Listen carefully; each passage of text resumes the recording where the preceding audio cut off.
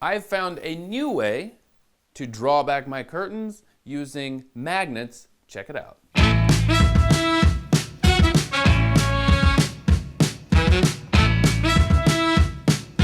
I have a full-length curtain that I purchased, and all I did was sew magnets to the inside.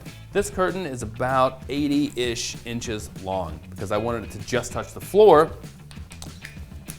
So I'm gonna sew a magnet into the curtains in the corners and then about 48-ish inches down. This is a rare earth magnet, and you can buy them online, you can buy them at hardware stores. What's important to know about magnets is that they stick to steel because steel has iron in it.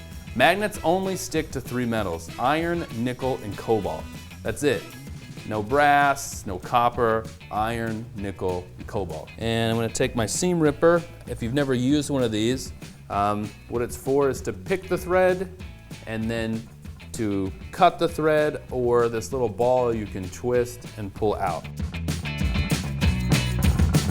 These scissors do not live in my shop, if you'll notice, and I have tied a piece of ribbon to them, and I call them my ribbon scissors so that they never get used to cut anything except for fabric, ever. And if I catch someone in my shop cutting something that's not fabric or paper, I'll let paper slide. With my ribbon scissors, you're in trouble.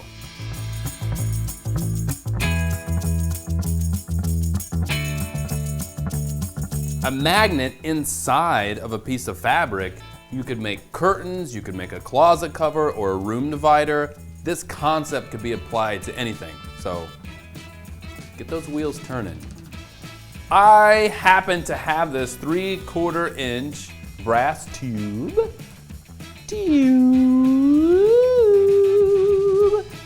This device is called a tubing cutter.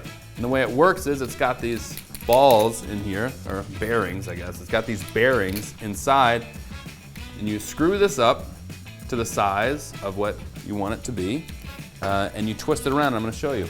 A good rule of thumb is for the curtain rod to stick out 3-ish inches on either side of your window. So for me, that's going to mean if my window is 28, I need 29, 30, 31, 32, 33, 34, 35, 36, which seems about right. Okay, check this. Put this in here like this. Once you get it there, you can kind of tighten it up. Then all you do, spin it around, tighten.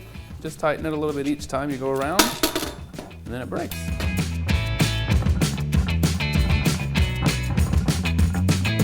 I bought these 3 pieces of steel plate. This is 1/8 inch thick, flat steel. And I ordered it pre-cut 4 by 3.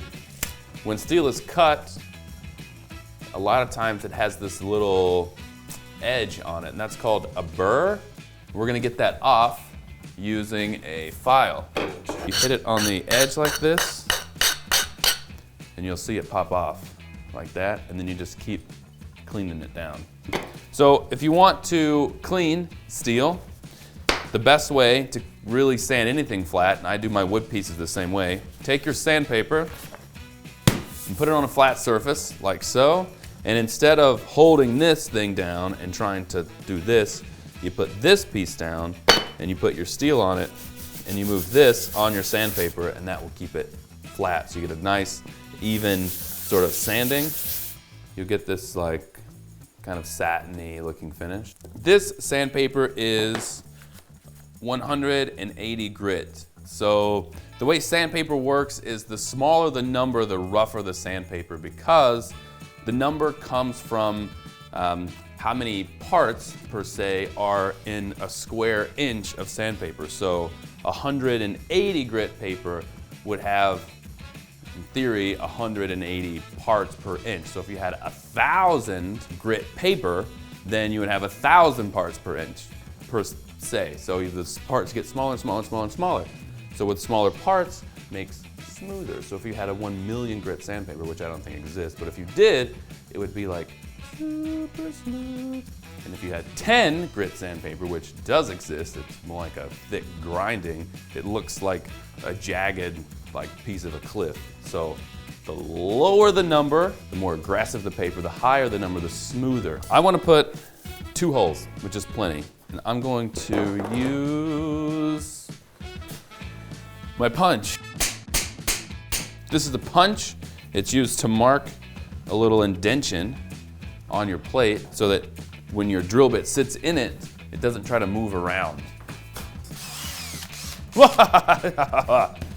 Okay, the idea with metal, pressure and a lower speed, and I'm also gonna use a little oil to just keep the heat down.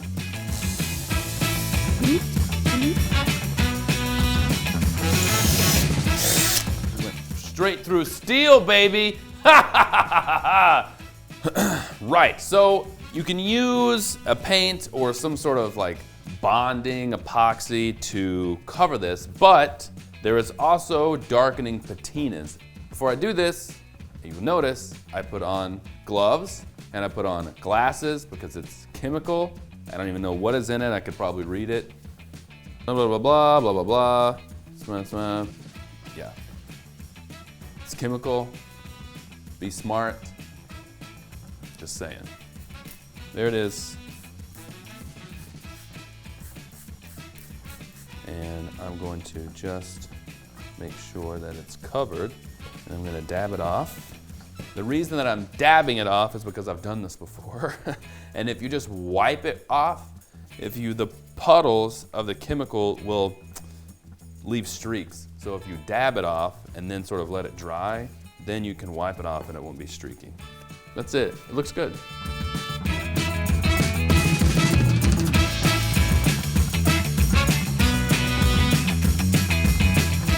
Well, if you like this one, give me a thumbs up and don't forget to subscribe to the channel. Somewhere below where the subscribing is.